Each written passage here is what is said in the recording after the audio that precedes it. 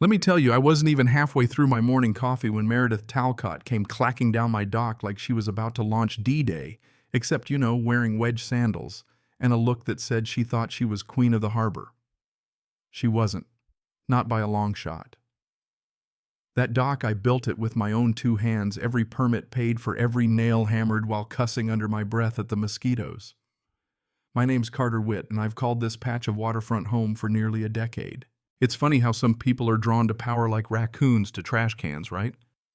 Meredith, president of the Bay Pines HOA, was the type who'd probably try to regulate the tides if she thought she could charge a fee for it.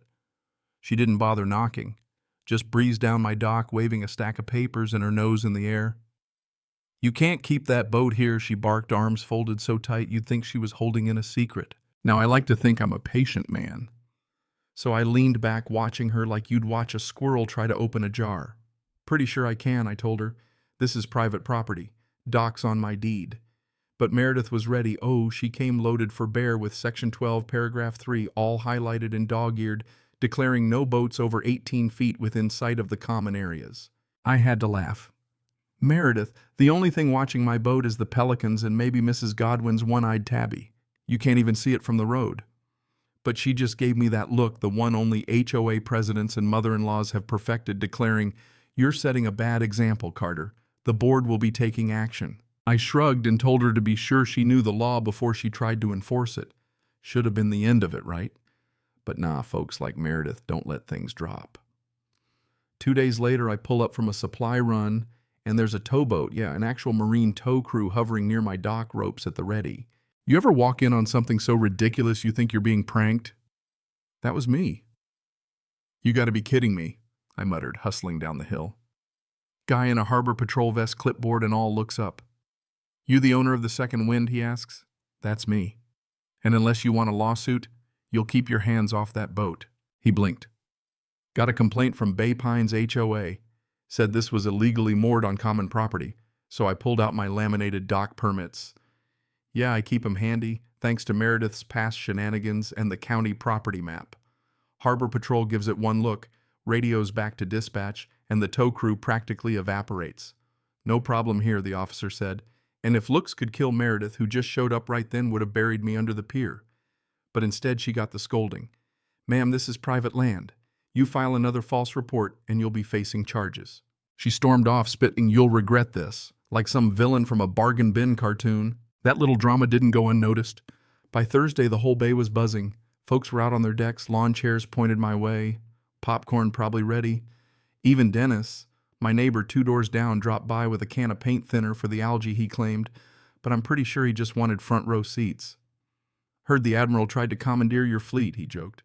I just snorted and scraped barnacles, trying not to grin. See, Meredith ran for HOA president on neighborhood harmony. These days, harmony sounded like a bad punchline.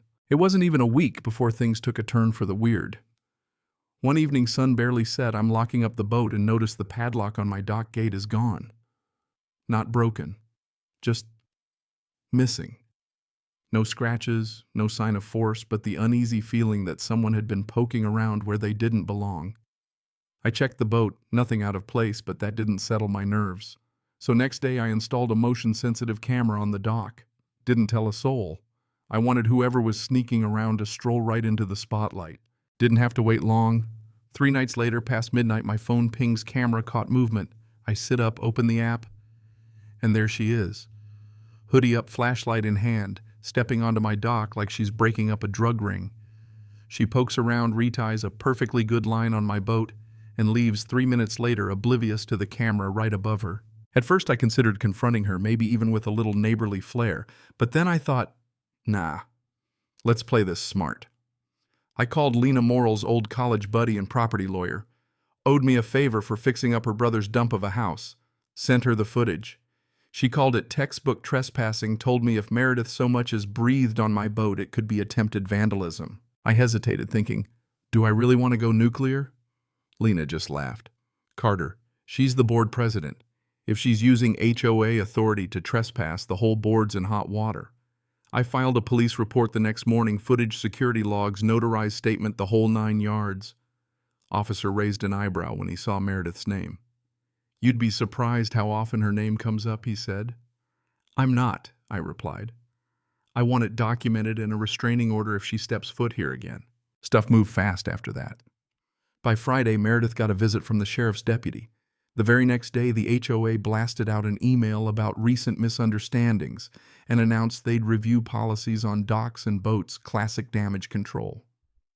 But the real domino, Lena filed a formal complaint with the county complete with a civil notice to sue. Screenshots, tow attempt footage, sent it all straight to the county attorney. Suddenly, the HOA was under investigation for abuse of authority. Then the twist I didn't see coming, other residents started coming forward. Sharon, who Meredith fined for leaving up Christmas lights in February, and the Lees, whose porch repaint application got denied 3 times, even though the color was on the approved list. Suddenly, Meredith's iron grip on the bayfront started to look pretty shaky. A week later, the board held an emergency meeting trying to keep it hush-hush. Dennis's wife baked muffins for the treasurer's daughter, so I heard about it quick. Lena and I walked in, paperwork in hand. The room went dead quiet. Meredith was there looking like she'd sucked a lemon, and the rest of the board looked ready to bolt. Lena laid out the evidence: trespass, abuse of authority, malicious intent. Said we'd file against the board and Meredith, and if it went to court, we'd subpoena every communication, every penny spent, every backroom email. The treasurer finally croaked out, "We weren't aware she'd gone onto your property." I shot Meredith a look. "I think you all were aware of more than you're saying." Lena gave them a choice remove. Meredith apologized publicly or we sue. Silence. Then George, the secretary, quiet guy, never caused a fuss, says, "I vote to remove Miss Talcott." One by one, the rest followed. Even her old ally, the vice president, mumbled agreed. Meredith bolted up, knocking her chair over. "You're making a huge mistake. I built this community. I stood up too." "No. You tried to control it. That's not the same." She stormed out, dress flapping, not looking back. Lena grinned at me. Well, that went better than expected. I laughed, but I knew Meredith wasn't finished. A few days later, I get an anonymous, typo-riddled letter in the mail accusing me of disrespecting the neighborhood and warning some people don't forgive easy. Handwriting looked like someone wrote it left-handed in the dark. I turned it over to the sheriff, who just sighed. Looks like someone's getting desperate. Then it got ugly. The county assessor called one morning saying someone had filed an amendment claiming my dock was on HOA land. I drove straight there. Meredith's signature was all over it, along with a crudely drawn map inventing a public easement that didn't exist. I'd had the land surveyed, my paperwork was bulletproof. Lena put together a packet for the DA, original surveyor's affidavit, certified maps, everything. The DA opened a criminal investigation, filing false government docs as a felony. But when investigators subpoenaed HOA emails, they found even more messages between Meredith and 2 former board members plotting to redraw property lines all over Bay Pines so the HOA could seize docks and charge rental fees. My case was just the pilot run. The fallout was biblical. The board, desperate to save face, condemned Meredith publicly, and the county put the whole HOA on ice. No fines, no citations, nothing until the mess was sorted. But Meredith wouldn't let go. One night, a black SUV cruised past my place, headlights off. Next morning, my dock camera was gone.